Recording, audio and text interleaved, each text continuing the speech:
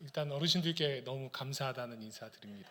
왜냐하면 이제 저도 조금 나이를 죄송합니다 어르신들께 먹어가다 보니까 한국 교회 가운데 우리 지금 모세 전도회 이렇게 계신 이 어르신들의 신앙과 그 헌신과 그 수고가 없었으면 얘들이 없었겠죠.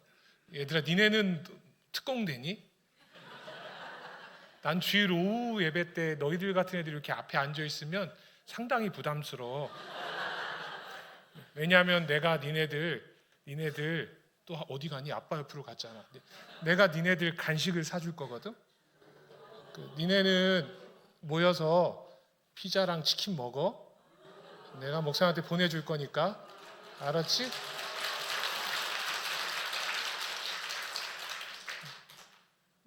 이렇게 하고 나가면 안 되겠지 중간에? 오늘 예배 이렇게 저에게 한 40분 정도의 시간이 있는데 예배 찬양하다가 가슴이 뭉클했습니다. 이 580장은 누가 이 찬양을 하자고 정하신 걸까요? 이 찬양의 작사가가 누군지 아세요? 남궁옥 선생이시거든요. 남궁옥 선생은 60이 다 되어져서 56세인가 7세 때 예수님을 영접하신 분이고 이후에 목회자가 되었고요. 우리나라 독립운동하신 분이고 고문의 후유증으로 고향인 모곡이죠. 지금 그 홍천 가시면 지금 남궁옥 기념관에 머무시면서 우리나라의 민족 정신을 가리키기 위해서 무궁화 운동을 하시고 무궁화 수만 주를 거기에 키우시고 전국에 그걸 보냈던 그러한 역할을 하셨던 분이 남궁옥 선생이세요. 그리고 남궁옥 선생은 또 뭐도 하셨냐면 우리나라 두 번째 서양식 공원, 그게 종로 2가 3가의 탑골 공원이거든요. 남궁옥 선생이 토목국장이셨어요. 젊은 시절에. 왜냐하면 제가 이분을 왜 좋으냐면 제가 토목 전공이거든요. 그래서 그리고 지금 우리 모세 전도회에 우리 교회 어르신들 같은 그때까지 자신의 삶을 다 드리면서 한국 교회의 복음화를 위해서 민족 운동을 위해서 특별히 다음 세대를 하나님의 자녀로 세우는 것 가운데 목숨을 걸으셨던 분이 바로 이 남궁옥 선생님이시거든요. 아마 그런 걸 알고 이 찬양을 넣으셨으면 너무 감사하고 만약에 그거 모르셨는데 이걸 넣으셨으면 진짜 주님의 은혜죠. 그래서 제가 이 파일에다가 남궁옥 선생을 넣을 걸 그랬나 보다 라는 생각이 좀 들었는데 제가 오늘은 우리나라에 오신 선교사님들 또 모세의 이야기를 통해서 하나님께서 우리를 어떻게 부르셨고 또 우리 교회 어르신들 여전히 하나님께서 어떻게 우리를 어르신들을 사용하시기 원하시는지 그 얘기들을 함께 나누려고 합니다. 물론 이 아이들도 소중하니까 중간에 제가 이 아이들을 수준으로 얘기도 조금 할 겁니다. 맞지? 얘들아 내가 피자랑 치킨을 쏜다 그랬잖아. 사이즈가 아직 안 정해졌어. 그치? 그치? 하나 주고 6개 나눠 먹으라. 그치? 그럴 수도 있고, 그치? 날개 하나 주고 그럴 수 있잖아. 잘 우리 가자. 그래서 화면을 바꿔 주실 거거든요. 그럼 지금부터는 이 화면을 보면서 함께 저희가 이 이야기를 해 나가려고 합니다. 이 말씀을 함께 읽으면서 시작하겠습니다. 이 천국 복음이 모든 민족에게 증언되기 위하여 온 세상에 전파되리니 그제야 끝이 오리라. 마태복음 24장 14절 말씀입니다. 우리가 잘 알고 있는 사도행전 1장 8절 말씀, 또 마태복음 28장 19절 20절 이 말씀이라든지 또 누가복음 24장 44절에서 49절 말씀, 이 말씀들이 다 예수님께서 마지막 주셨던 대위임 명령에 관한 말씀입니다. 예수 그리스도의 십자가의 복음이 모든 민족 가운데 전해지면 주님 그때 다시 오시겠다라는 그 약속의 말씀이죠. 전 세계에는 정말 많은 사람들이 살아가고 있습니다.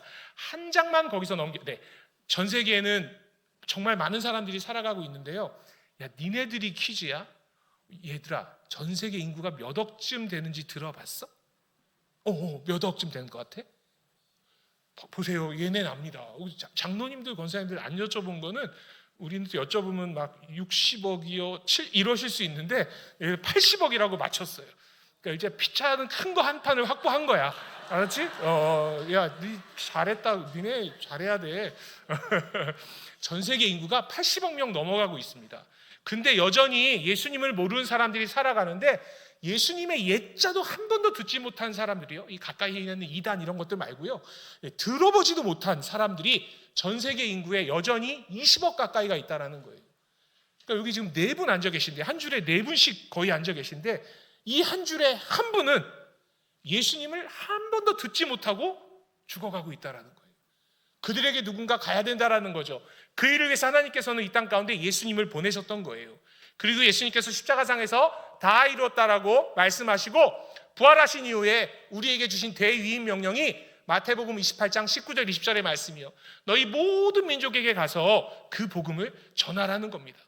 예수님께서는 저희 가정은 매일 성경으로 큐티를 하고 있어서 요한복음을 열심히, 오늘부터 이제 9장 시작인데 하고 있어서요, 예수님의 사역을 보게 되면은 예수님은 요 가버나움 갈릴리 지역에서 사역하시다가, 그죠?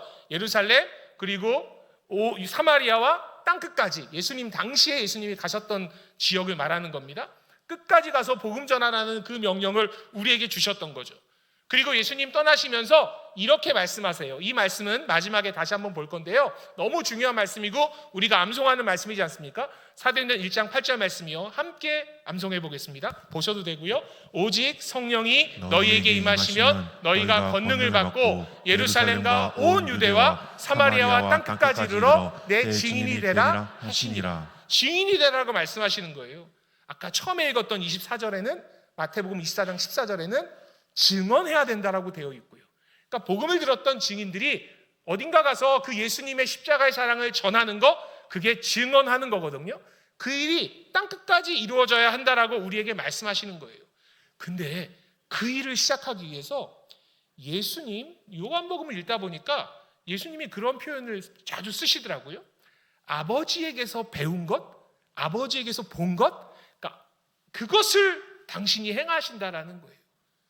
그러니까 예수님의 사역 이전에 구약의 하나님의 구약의 역사 속에서 이미 하나님께서는 선교함의 중요함을 말씀하고 계셨는데, 제가 이제 목사님과 이렇게 소통하다가 그냥 말씀 전하러 오면 됩니다 라고 하셨다가 오늘이 모세 전도의 헌신 예배라는 말씀을 딱 들은 순간, 본문 바꾸고요, 내용 바꾸고, 근데 딱 떠올랐던 말씀이 오늘 우리가 함께 읽었던 말씀입니다. 사실 이 말씀 바로 앞에 무슨 사건이 일어나냐면, 요거는요 17세기 초반에 유명한 도메니코 페티라는 분이 그린 그림인데, 모세가 지금 신발을 벗고 저 떨기나무를 바라보는 그 장면입니다.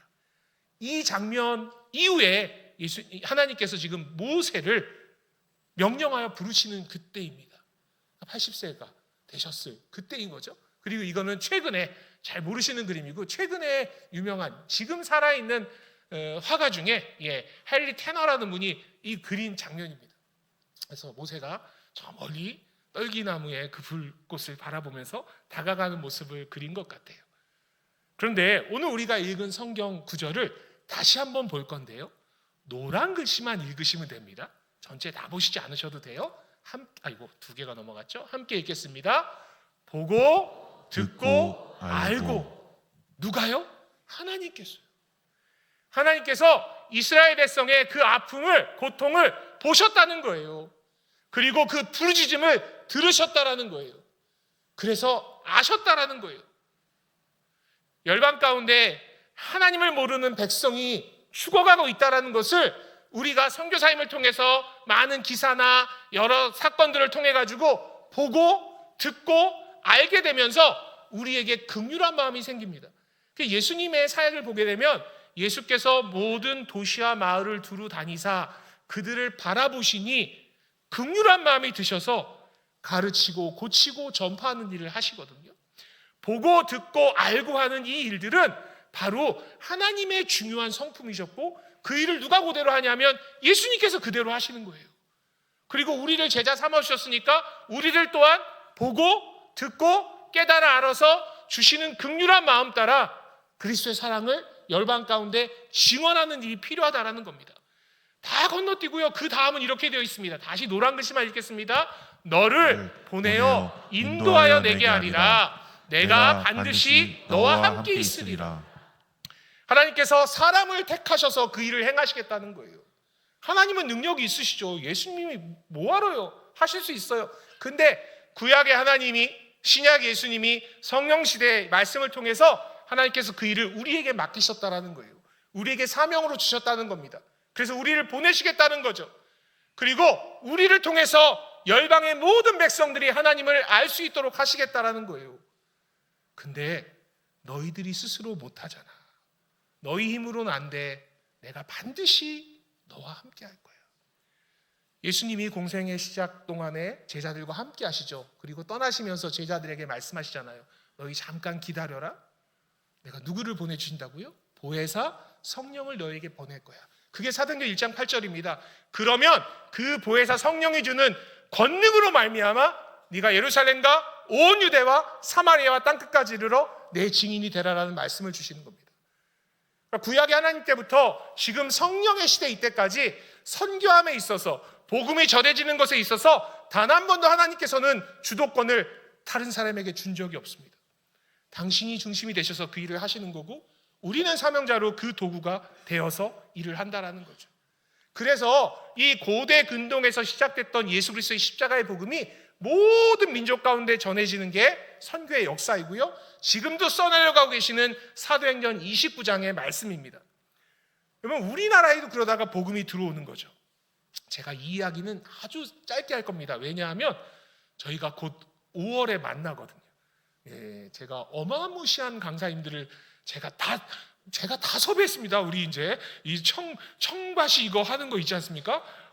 어려웠습니다. 그래서 오시는 분들은 물론 저를 먼저 섭외하신 장익보 목사님과 이 관계성 때문에 제가 막 형님처럼 막 이렇게 하느라고 네 알겠습니다 해서 막 이렇게 해가지고요, 곧 귀한 강사님들이 와서 말씀 전하실 건데, 저희가 5월 달에는 한국에 오셨던 선교사님들의 이야기를 중심으로 한 주간 말씀을 듣고, 그리고 그분들이 땀 흘리고 수고했던 그 증거들이 있는 곳, 증언했던 곳에 이제 막 어린 아이들부터 우리 어르신들까지 다 가서 그 현장을 목격할 거거든요. 그래서 짧게만 말씀드릴 건데, 예수님께서 모든 민족으로 가라라고 말씀하셨을 때, 얘들아 퀴즈야. 과연 우리는 치킨까지 딸 수 있을 것인가? 자, 여기 너희들은 잘 몰라. 어린 아이들이 잘 몰라. 근데 나를 잘 보면 정답을 내가 알려준다. 얘들아, 예수님께서 십자가 지셨을 때가 AD 1세기야. AD 1세기 때 우리나라는 무슨 시대였을까? 내가 알려준다 그랬어. 잘 봐. 무슨 시대였을까? 잘 보라고. 무슨 시대였을까? 그렇지, 삼국시대. 잘 보라고. 치킨 확보. 알았지? 여러분, 예수님 십자가 사건 당시에 우리나라는 삼국시대였습니다. 신라 사람, 고려 사람, 백제 사람이 살고 있었는데 그 사람들 예수님 몰랐습니다. 왜냐하면 누군가 와서 복음을 증언해 주지 않았기 때문에요. 372년 고구려 소수리방 때 불교, 유교 들어옵니다. 고려는요 918년 건국하면서 우리는 불교를 국교로 하겠습니다. 조선은 1392년에 우리는 유교를 국교로 합니다. 그리고 5000년에 무속신앙이 가득한 곳이 이곳입니다. 우리나라입니다. 근데 언제 선교사님이 오느냐? 이 연도가 정말로 중요한데요, 이게 1885년입니다. 그래서 작년에 선교 140주년 행사를 참 많이 했습니다. 제가 다른 연도는 다 보여드릴 거거든요. 근데 이 연도는 제가 안 보여드려요. 그리고 5월 달에 오시는 첫날 강의해 주시는 이용남 목사님께서도 아마 이 얘기 하실 거고, 얘들아 질문을 하실 거야. 그때 손을 들어 대답하잖아? 그럼 그 어르신이 또 뭘 주실 수 있어. 얘들아 이거 몇 년이라고? 너희들 빨리. 1885년. 따라해 니네만. 1885. 네. 아이고, 따라해 니네만 했는데 권사님들이 따라하시면 제가 당황합니다. 그리고 우리 옆에 계신 분에게 요 연도는 올해는 외우고 계셔야 돼요. 이거 다 먼저 얘기해도 돼요, 목사님? 저희 어디 가는지 이런 거? 저희가 막 강화도도 가고, 저랑은 어느 팀은 제주도도 가고, 막 강원도 막 저기 속초 이런 데도 가고, 막 유관순 열사가 살았던 천안 내봉 이런, 니네 그런 반응 좋아. 이런 거 좋아. 이런 데도 가고 할 건데 그때마다 여쭤볼 거예요. 자, 옆에 계신 장로님, 권사님, 집사님께 잊지 마세요. 1885년 이렇게 얘기해 주세요. 이거를 잊지 않으셔야 되는 이유가 있습니다. 제가 어제 속초에서 파주가 집인데 오다가 내린천 휴게소에서 잠시 일행과 머물러 있는데 멀리서 한 분이 다가오기 시작했어요. 막 웃으면서. 저는 누군지 모르잖아요. 그분이 다가오셔서 이렇게 얘기했어요. 선교사님 1885. 같이 있던 사람이 저희 가족이니까 증인이 있겠죠. 1885를 외우셔야 됩니다. 그때 우리나라에 우리가 알고 있는 언더우드 아펜젤러라는 분이 오는데 그 전에 단 한 번도 복음을 듣지 못한 우리 민족의 정보가 저 유럽의 북미의 오세아니아의 크리스찬들에게 전해진 거예요. 그 정보가 들리니까 그분들이요 그 정보를 듣고 기도하기 시작했습니다.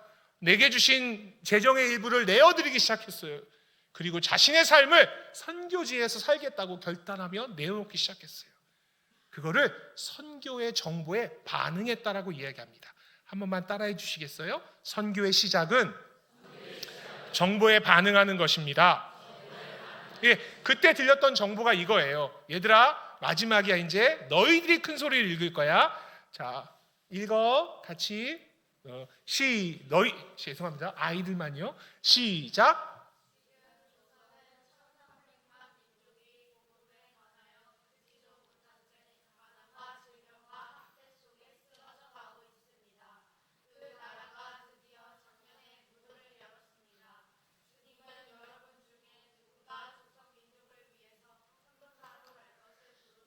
이 이야기 하나 듣고 태평양 건너서 우리나라로 오는 겁니다. 저희 2시부터 잠깐 교회 어르신들 또 각 교회 부서 부장님들 목사님 전사님과 소통했는데요. 우리 차 타고 6시간 가는 것도 고민해야 돼요. 우리 아이들에겐 너무 멀지 않을까요? 좀 힘들 것 같은데요. 어려워. 당시에 우리나라 올 때요 자녀들 데리고 배 타고 오는데 평균 40일 걸려왔습니다. 40일. 우리나라에 오기로 했던 한 선교사님은요 사모님이 배 타고 오다가 기병이 났는데 항생제가 없던 시대니까 이거 잘못 관리하면 큰일 나는데 그 사모님은 일본 고베에 잠들어 계세요. 고베 외국인 묘지에. 아내의 장례를 그 고베에서 치르고 우리나라에 온 선교사님은 우리나라에 온 지 30일 만에 우리나라에서 또 풍토병으로 돌아가셔서 그분은 양화진에 잠들어 계세요. 40일간 오는 일이 결코 쉽지 않은 시대였습니다. 그분들이 도착한 곳이 인천이에요. 저희가 여기 갈 거거든요. 어느 팀이. 그리고 그곳에 가시면 이렇게 선교 100주년 기념탑. 작년이 140주년이었으니까 이거는 1984년에 그리고 5년에 이렇게 설립된 기념탑이 있습니다. 그리고 그 숫자가 얼마나 중요한지 교회가 만들어 놓은 게 아니라 인천 중구청에서요 선교사님 온해는 중요하다라고 저렇게 1885라는 숫자도 조형물로 해놨습니다.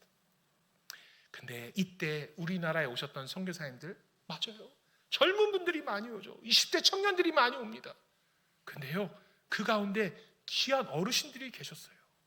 1800년, 1885년부터 1890년 사이에 우리나라에 계셨던 선교사님 대부분입니다. 여기에 알고 계신 언더우드 아펜젤러 이런 분이 있는데 나이 들어 보이시는 분 하나 보이십니까? 우리나라에 오실 때 54세였어요. 지금 연세로 치면 거의 70세 다 돼서 오신 거예요. 그럼 저 어르신이 스크랭턴이라는 가족이 올 때 어머니가요 아들이 의사였어요. 조선에 의사가 필요하다는 얘기를 듣고 아들에게 아들아 네가 조선에 선교사 가면 안 되겠니? 아들 안 간답니다. 왜냐하면 개원 의사였거든요. 근데 아들이 쓰러져요. 말라리아로 좀 고생을 합니다. 그때 하나님께서 만나주셔요. 그리고 저 아들이 어머니가 일찍 홀로 되셨는데 조선에 가기로 결정합니다. 그때 어머니 우리 같이 가요 해가지고 저 어르신이 우리나라에 같이 오시는 거예요. 여러분 우리나라에 오셔가지고요 서울에 이제 서울 순례하는 팀도 있는데요 여기 가보시면 이화학당, 배재학당 그리고 정동 제1감리교회 예배당 있는 이곳에 이분들이 감리교 선교사였거든요. 이곳에 머무시는 거예요. 근데 이분이 의사였어요. 자신의 집에서 병원을 시작합니다. 근데 가난한 사람들을 찾아가야 됐던 거거든요. 찾아보니까 가난한 사람들은 멀리 있어요. 이런 글을 남기시더라고요. 내가 지금은 궁 옆에 있는데 서울 죄송합니다. 사대문 바깥에 나가보니까 가난하고 버림받은 사람들이 너무 많습니다. 나 그곳에 선한 사마리아인 병원 하고 싶어요. 이게 우리나라의 사대문과 사소문입니다. 가는 곳곳마다 도시에는요 대문과 소문이 있는데, 우리나라에 저기 이미 지금 폐쇄되고 없어진 남소문과 서서문은 조선시대 때 시신이 나가는 시구문이라고 불렀습니다. 그러니까 그쪽에 가난한 사람들이 더 많이 살았어요. 무덤이 있는 근처에 가난한 사람들이 살았던 거예요. 특별히 서쪽에 진짜 가난한 사람들이 많이 사는 거예요. 선교사님이 서쪽에 진료소를 차렸는데 매일마다 젊은 남녀가 작은 가마니에 뭘 싸서 나가는 걸 울면서 서서문으로, 뭔가 봤더니 자신의 자녀가 목숨을 잃어요. 아마 우리 장로님, 권사님 중에도 연배가 있으신, 실수 넘으신 어르신들 가운데 형제들 중에 그런 분 계실걸요? 저희 집안에 계셨었거든요. 형제인데 이름을 늦게 호적에 올린 분들 계세요. 태어났는데 영 건강이 안 좋아 보여서 이거 이러다가, 그러면 출생 신고도 안 한 거예요. 그러다 그냥 감회장하고 하는 거죠. 근데 조선시대 때 그래서 이름을 바로 안 지어줬습니다. 아이가 이름 지어주기 전에 사망을 하면 그 아이는 사람인가요? 사람이 아닌가요? 사람이 아니에요. 무덤을 안 만드는 거죠. 묘비를 안 세웁니다. 그 내다 버리는 거예요. 왜 그랬냐면 조선시대 때 10명이 태어나면 5명이 죽던 시대거든요. 다 이름 지어주면 제사드리다가 시간 다 갑니다. 오죽했으면 그 서대문 바깥에 가면요, 그 충정로 그쪽에 가시면 이런 기념비가 있어요. 그러니까 지석이 있어요. 전염병 걸린 사람 성 밖으로 내몰아서 치료한다기보단 격리했던 곳이에요. 그리고 그 언덕에 가니까 이런 노래가 지금도 탈춤이 있습니다. 탈춤 노래가 이거예요. 아버지 어머니 왜 날 낳으셨어? 아버지 어머니 왜 날 버리셨어? 차가운 자갈밭에 돌짐을 지고 누워 하늘만 바라보, 하늘만 바라보. 어머니 아버지 날 좀 일으켜주오. 돌무덤이 무더워 구천을 헤맨다고. 이게 지금도요 애옥의 탈춤이라는 탈춤으로 국가무형문화재로 하는 이 예술 작품 중에 있는 건데, 실제 있는 노래입니다. 그 아이들을 갖다 묻었다고 해서 그 아이 이름이, 고개 이름이 아이고개예요. 이게 지하철역으로 애오개가 되는 겁니다. 그리고 이게 한자로 어린아이 아자에 고개 현자 써서 아현동. 지금은 언덕 아자 쓰는데요, 옛날에요 거기가 어린아이들 갖다 내다 버리는 곳이었어요. 그러니까 가난한 사람들이 거기 너무 많이 사는 거죠. 선교사님은요 안 되겠다 싶어가지고요 가난한 사람들이 사는 곳에다가 병원을 세웁니다. 이게 남대문에 있었던 남대문 진료소가 교회가 돼서 상동교회가 됩니다. 동대문 성벽에도 진료소가 있었죠. 그게 동대문 감리교회가 돼요. 서대문에도요 밖에다가도 진료소 세웠습니다. 그게 아연감리교회가 되고요. 아연감리교회는 지금도 교회의 선교학교가 애옥의 선교학교예요. 이 정신을 기억하려고요. 이 선교사님은요 사실 3.1 만세운동이랑도 연관이 있으신 분인데 사실은 일본 고베에 잠들어 계세요. 근데 오늘은 이 아드님을 얘기하려는 게 아니라, 여러분 이 모세와 같은 귀한 믿음의 선진 때문에 있었던 그 선진의 역할이요, 이 어머니요. 이 어머니가요 우리나라에 오셨는데 나이 많아 오셔서 같이 왔던 선교사들은 다 20대 초반 중반인데 홀로 나이 많이 오셨잖아요. 그래도 내가 뭔가 해야지. 하나님께서 나에게 보고 듣게 하시고 가게 하셨다라고 모세에게 말씀하셨잖아요. 그러니까 당신에게도 하나님이 이 땅 가운데 보내신 이유가 있다라는 거예요. 이 어르신이요 여성들을 쳐다보기 시작합니다. 조선시대 여인들이요 이런 관습법에 살았어요. 여자는 10살이 넘어가면 집 밖에 나오면 안 됩니다. 집에서 양장, 바느질하고 실 뽑고 제사 차리는 거 배우는 거예요. 친구야 몇 살? 14살. 너 이름 뭐니? 령은. 그러니까 영은아, 그냥 영은으로 하자 일단. 알았어. 령은아 너 지금 이러고 있으면 안 돼. 어디 밖에 나와서 집에 가서 바느질하고 이러다가 13살 14살 때 뭐 하는 건 줄 알아? 결혼하는 거야. 너 왜 좋아하지? 남자와 직접 대화 금지. 이게 여성들의 삶이었어요. 그러니까 길거리에 나가도 여성들을 만날 수 없는 거예요. 근데 여기 힌트가 있습니다. 여자가 10살이 넘어가면, 그러니까 10살 전에 애들은요, 얘들 지금 봐도 10살 전에 애들은 조선시대 남자 여자 헤어스타일 다 똑같았잖아요. 10살 전에 애들은 남자 여자 구분 안 갑니다. 그러니까 그러고 있다가 10살 넘어가면 서서히 여성스러워지고 남성스러워지니까 그때부터 분리시키는 거죠. 그 밖에서는 나이 든 여성들을 만나기가 쉽지 않았어요. 가난한 집 여인들은 일하기 바빴고요. 이 말에 힌트가 있습니다. 10살이 넘어가면, 그럼 10살 미만의 아이들이 길거리에 있죠. 그 아이들 데려다가 학교하는 거예요. 여러분, 조선시대 여인들이요, 길거리 혹시 밤에 나올 때 저렇게 얼굴 가리고요, 가마 타고 다니고 이런 상황이었습니다. 여러분, 이 선교사님이 여성들을 볼 수 없으니까 이런 말을 하세요. 우리가 거리로 나가면 여인들이 있는 곳 가까이 가면 재빨리 문 닫고 휘장 속으로 숨어버립니다. 아이들은 막 웁니다. 스크래턴 선교사님은 조선인들에게 더 가까이 가려고 노력했습니다. 예수님께서 모든 성과 촌을 두루 다니셨던 것처럼 이분이 이렇게 말씀하시거든요. 만나야 교육이든 선교든 이루어질 거 아닙니까? 내가 만나지 못하는데 어떡합니까? 선교사님이요, 여자아이들 찾아다니는 거예요.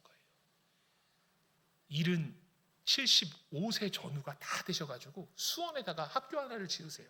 그게 수원의 매향여자 중고등학교를 학교인데, 이거 작년 사진인데요. 작년에 이거 보십시오. 학교가 분위기가 이렇습니다. 예, 수많은 독립운동가들이 이곳에서 나타나는 거예요. 그날의 함성을 우리 매향인들이 잊지 말아야 된다는 거예요. 이 학교보다 먼저 지은 학교가 우리나라 최초의 여학교인 거죠. 여자아이들 데려다가 학교하는 거예요. 요 네 아이들 데려다가 시작했던 학교가 바로, 예, 저희 아이들이 아마 갈 것 같은데 바로 여기 이화학당입니다. 그리고 이 이화학당에 한 선생님이 오시거든요.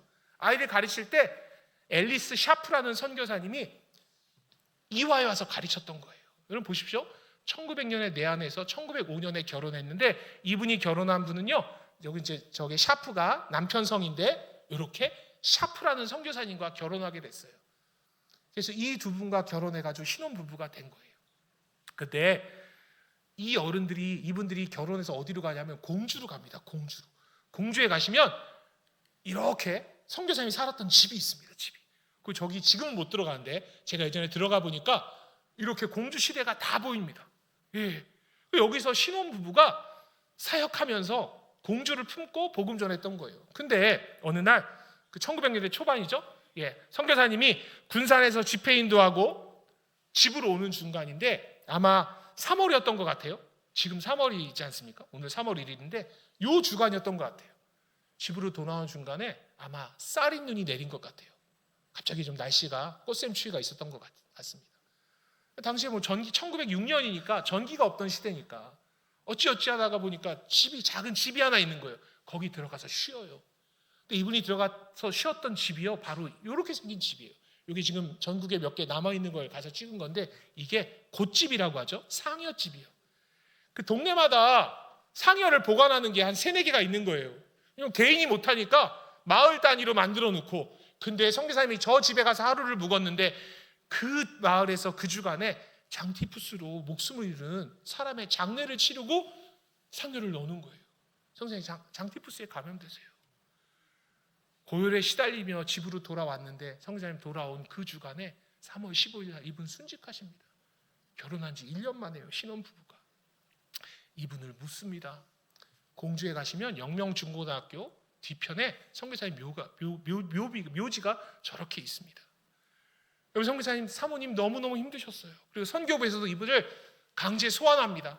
이건 한국인이 쓴 글인데 제가 빨리 읽어드릴게요.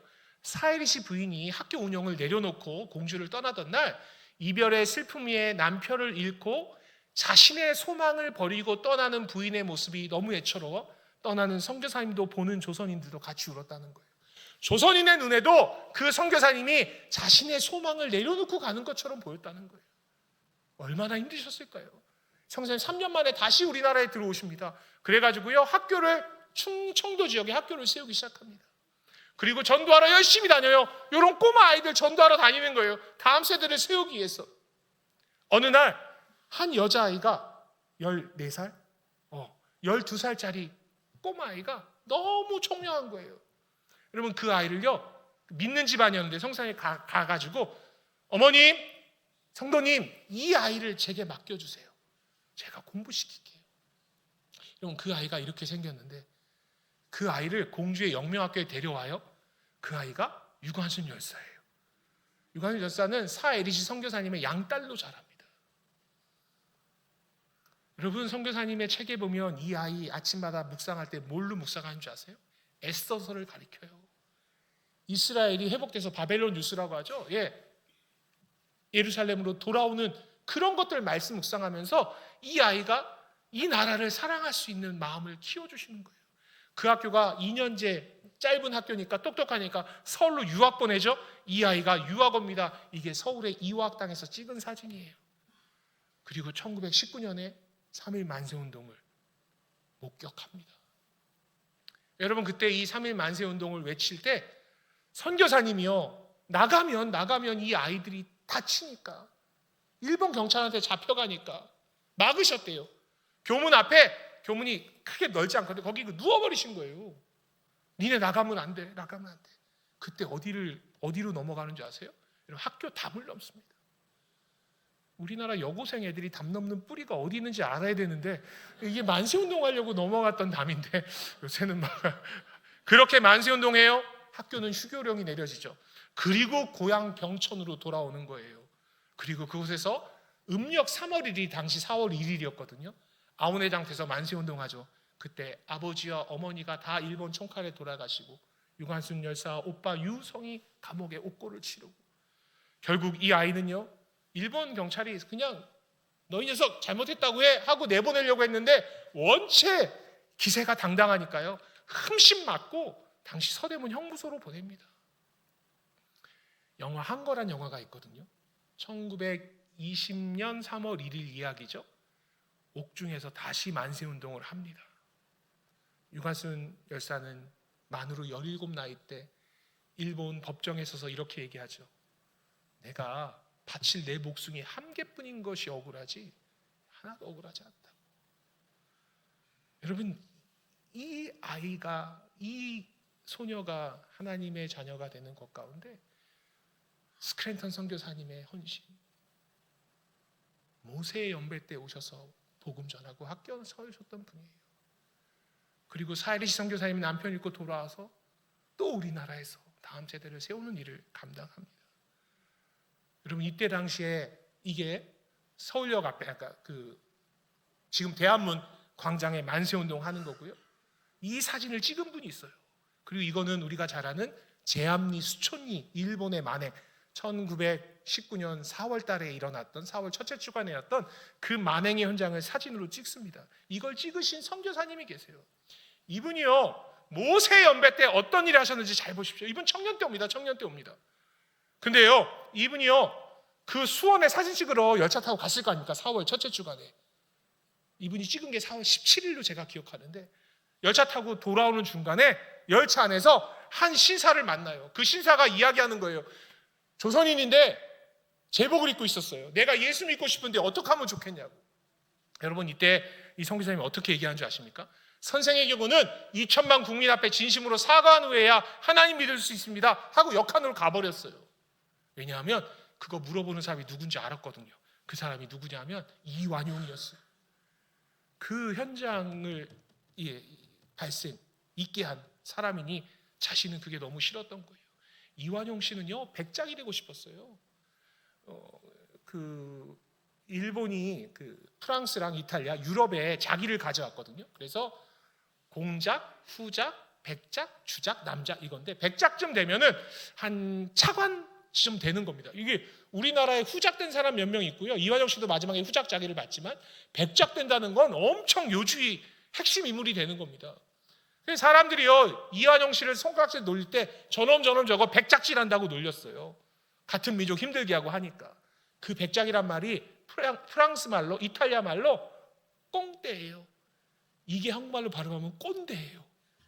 이완용 씨한테 꼰대짓 한다 그런 거거든요. 이 꼰대란 말 좋은 말 아닙니다. 물론 번데기란 말 뜻도 있는데, 최근에 국어학자들이 이때 되게 이게 중요하게 쓰였던 거여서 그렇게 저놈 꼰대짓 한다라고 했던 거예요. 여러분, 그 당시에 이완용 씨 앞에서 당당하게 외칠 수 있었던 사람들 많이 없습니다. 서양인도 머뭇머뭇거렸습니다. 왜냐면 막 잡아가고 그랬거든요. 근데 이 청년은요, 거기서 당당했어요. 그의 별명은요, 가장 과격한 선동가였어요. 일본이 붙여준 별명이에요. 그는 선교사였습니다. 아까 기도해 주실 때 우리나라, 찬양해 주시면서 우리나라 33인의 민족 대표 가운데 16분이 크리스찬이거든요. 그 중에 2분이 저분이에요. 우리나라 최초의 7분의 목사님 가운데 길선주 목사님이랑 저 위에 양전배 목사님이 33인의 이름을 올린 분입니다.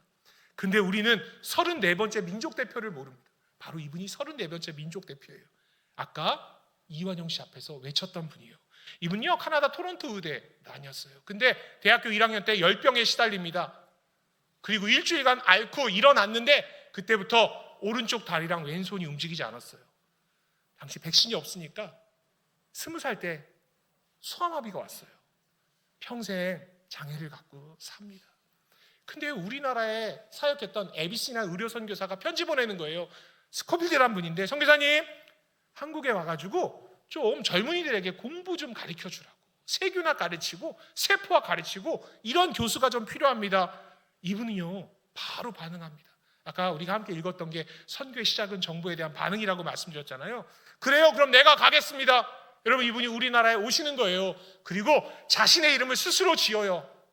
스코필드에서 나는 돌과 같은 굳은 의지와 용맹함, 호랑이와 같은 용맹함으로 어려운 이웃들을 돕는 사람이 되겠습니다. 꼭 필요한 사람이 되겠습니다.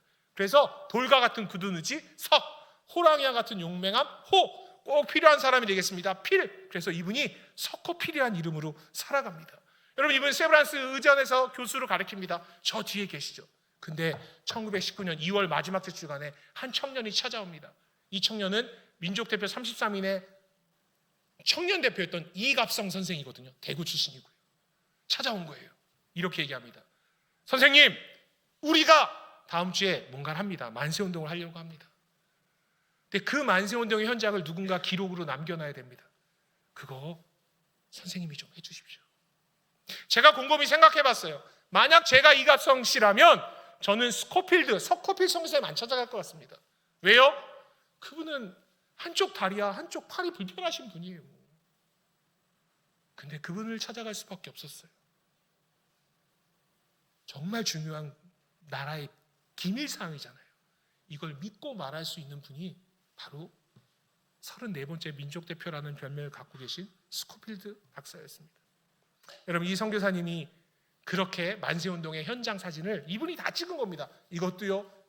우리 아이들 역사책에 3.1 만세운동에 관한 기록 남겨진 사진 대부분을 이 스코필드라는 선교사님이 찍으셨던 겁니다. 여러분, 선교사님은요, 일본의 만행을 전 세계에 알립니다. 이 보면 제암리에서 있었던 사건을 알리는 거거든요. 그러니까 일본이 가만 안 놔둬요. 그 다음에 이분 강제 추방당합니다. 우리나라에 너무너무 오고 싶으셨어요. 물론 중간에 한번 잠시 방문하긴 하지만 우리나라를 너무너무 사랑했고 기도하셨던 분이에요. 여러분, 이 선교사님께서 우리나라를 기도하다가 우리나라에서 6.25 전쟁 이후에 1958년에 이분이 70세 다 되셨을 때 이분을 초대합니다. 69세 때 우리나라에 오신 거예요. 그리고 우리나라가 스코필드 선교사님 환영회 하고요, 이분에게 훈장 드렸어요. 여러분, 그러면 이제 가시면 되잖아요. 70세신데요. 근데 이분이요, 아니요, 나는 한국 땅 가운데 있겠습니다. 나는 다음 세대를 살릴 겁니다. 내가 3.1 만세운동의 이야기를 다음 세대들에게 전해줄 거예요. 전쟁 고아들을 끌어안고 보육원을 시작하시고요. 여러분, 이 아이들 앉혀놓고요, 저 70 넘으신 어르신께서 70 넘은 어르신께서 아이들에게 얘기하는 거예요. 얼마나 감격스럽겠어요. 얘들아, 3.1 만세운동 때 내가 유관순 열사가 감옥에 있을 때 내가 갔었어. 내가 그 사진 찍은 사람이야. 이 얘기를 해주는 거예요. 여러분, 이분의 도움을 받았던 제자들이 있습니다. 살아계세요, 지금도요. 이분이 경기고등학교 학생이랑 숙명여고 학생들 영어 가르치셨거든요. 그때 경기고등학교 학생 중에 이분이요, 양아들 삼은 분이 있어요. 그분이 저분인데, 저분은 실제 양아들이에요.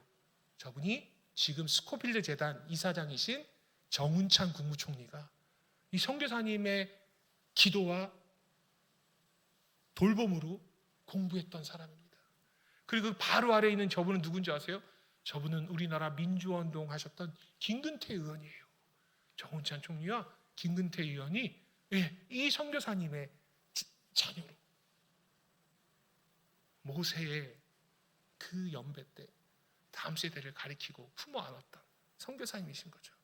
이 선교사님은 1970년에 82세, 1세의 나이로 순직하시거든요. 그때 우리나라 서울에서 처음으로 사회장으로 장례를 치릅니다. 마지막도요, 이게 실제로 묘비에 가면 이분의 유언이에요. 내가 죽거든 한국 땅에 묻어주세요. 내가 도와줬던 소년 소녀들, 불쌍한 사람들에게 그들을 좀 맡아주세요. 자신이 갖고 있었던 모든 재정을 다 장학금으로 보내고요, 우리나라 땅 가운데 잠들어 있습니다. 이분 이야기를 잘 모르시는 거는 이분은 양화진에 안 묻혀 계셔서 그래요. 이분은 어디 묻혀 계시냐면요, 우리나라 동작동 국립묘지에 가시면 애국지사 묘역에 묻혀 있는 유일한 외국인이 바로 이 스코필드 박사님입니다.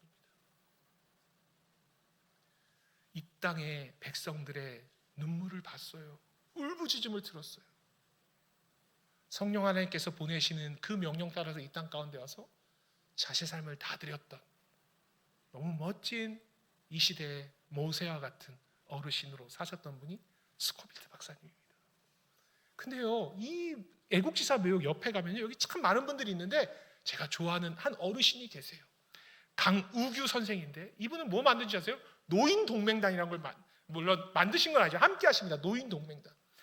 야, 이 젊은이들이 만세운동하면서 자신의 목숨을 내어놓는데 우리가 어떻게 가만히 있어요? 우리도 함께 만세운동합시다. 노인동맹단의 가입 조건을 들으시면 깜짝 놀라실 거긴 한데요, 45세 이상. 노인동맹단, 저도 노인동맹단이 됐어요. 그때 당시에 45세 이상이면요, 손주들 있고 그랬어요. 그리고 여전히 조선시대의 평균 연령이 60이 안 되던 시대입니다. 여러분, 이분이 노인동맹단에서 사역하는 거예요. 이분이 50세 때 예수 믿거든요. 그리고 이 강우규 선생의 동상이 어디 있냐면, 이거 보셨어요 다. 이거 어디서 보셨던 것 같으세요? 서울역 앞에요. 서울역 앞에 큰 동상 하나 있지 않습니까? 그게 강우규 선생 동상이에요. 이 동상 아래 보면 시가 하나 적혀 있습니다. 예. 어른들은 딱 보면 아시겠죠? 예. 예. 단두 대상, 그 다음에 너무 감사합니다. 유신무국,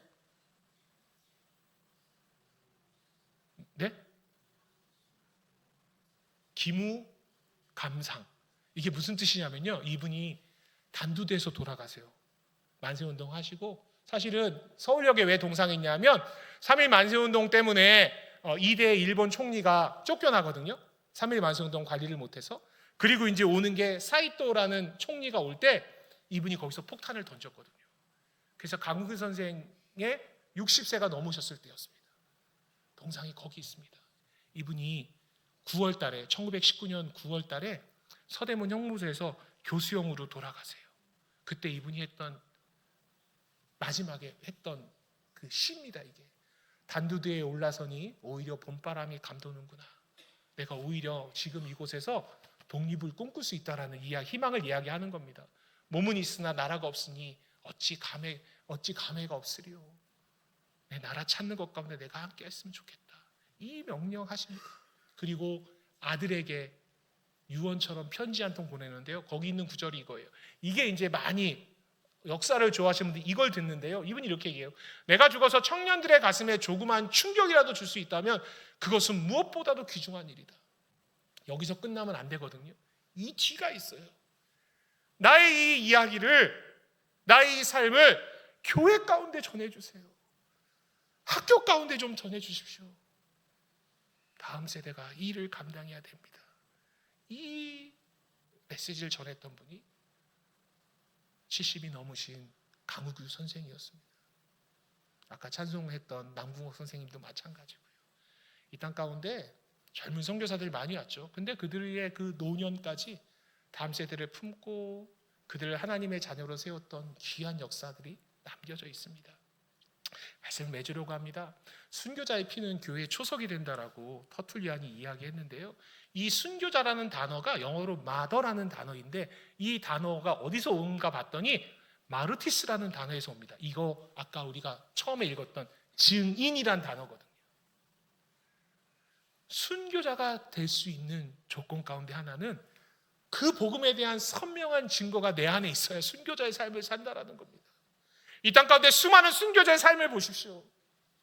그들이 그 두려움 앞에서도 당당하게 걸어갈 수 있었던 것은 그 안에 예수 그리스도의 십자가의 복음이 선명했기 때문이었습니다. 이 성경 구절을 다시 한번 읽겠습니다. 시작.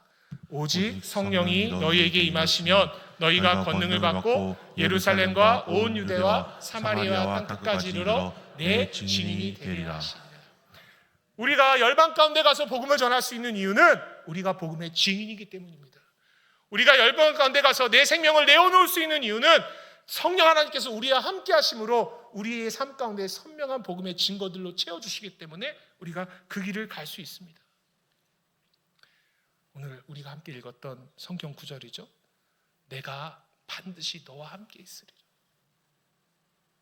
이 하나님의 약속 때문에, 동행해 주셨던 예수님의 그 사랑 때문에, 그리고 이 시대에도 우리와 함께 하시는 그 성령 하나님 때문에 우리 모세 전도회 어르신들이나 교회 어르신들, 그리고 다음 세대 우리는 누구나 그 예수 그리스도의 복음을 전하는 그 십자가의 길을 걸어갈 수 있습니다. 그 길을 걸어갔던 선교사님들이요, 여긴 평양에 있었던 선교사님 묘역인데 지금은 없습니다. 여기는 전주고요, 여기는 광주에 있는 선교사님 묘역, 여기는 공주, 여기는 청주, 여기는 호주 선교사님이 묻혀 있는 창원이고요, 여긴 대구고요, 안동이고요, 강원도 홍천이고요, 그리고 여긴 서울에 있는 양화지라는 곳입니다. 우리나라에 온 선교사님의 수가 3,179명이에요. 파송 선교사가 가족들 빼고요. 참 많은 분들이 오셨죠. 그분들이 이 땅 가운데 올 수 있었던 이유는 성령 하나님과 함께 했기 때문입니다. 이 땅 가운데 온 수많은 선교사님들이 자신의 이름을 남기려 온 사람은 어느 누구도 없습니다. 각자에게 주신 사명만큼 이 땅 가운데 살아냈던 거죠. 마치 느헤미야서를 보게 되면 성벽 재건할 때 어떤 사람은 엄청나게 한 구간을 하지만 누구는 문짝 하나 한 사람도 있거든요. 동일하게 하나님께서 그 이름을 기록하십니다. 그 이야기는 우리 각자에게 주신 사명이 다르다는 거예요. 우리 각자에게 주신 복음의 증거만큼, 증인의 삶만큼 우리가 살아냈을 때 예수 그리스도의 십자가의 복음이 이 땅 가운데, 나아가 열방 가운데 편만하여지고 모든 백성이 증유하는 그날이 올 줄 믿습니다. 그 일 가운데 여전히 사용하시는 하나님의 그 사랑을 기억하는 우리 모세전도의 어르신들, 교회 어르신들, 또 권사님들, 그리고 우리 다음 세대 되기를 주님의 이름으로 축복합니다. 기도하겠습니다. 하나님 감사합니다. 모세를 세우시기 위해서 긴 시간 훈련시키셨고 때가 되어 그를 부르며 하나님 당신이 그와 함께 하시기에 그 일을 감당케 하셨던 그 하나님의 사랑을 기억합니다. 제자들과 함께 하셨던 그 예수님의 사랑, 그리고 성령 하나님을 보내주시면서 떠나시지만 여전히 성령 하나님을 통해서 그 일을 이루셨던 그 하나님의, 성령 하나님의 그 일들을 저희가 기억합니다. 하나님, 우리 모세전도의 어르신들, 또 우리 교회의 모든 세대에 한 사람 한 사람이 복음의 증인되게 하여 주시옵시고 성령 하나님 함께 해주시는 그 능력으로 말미암아 넉넉히 복음 증거하는 일 감당하는 우리 교회 될 수 있도록 인도하여 주시옵소서. 지난 80년을 함께 하셨던 성령 하나님을 의지합니다. 다가올 또 한 세대를 주님 함께 살아 주시옵소서. 감사합니다. 이 모든 말씀 예수님의 이름으로 기도드립니다. 아멘.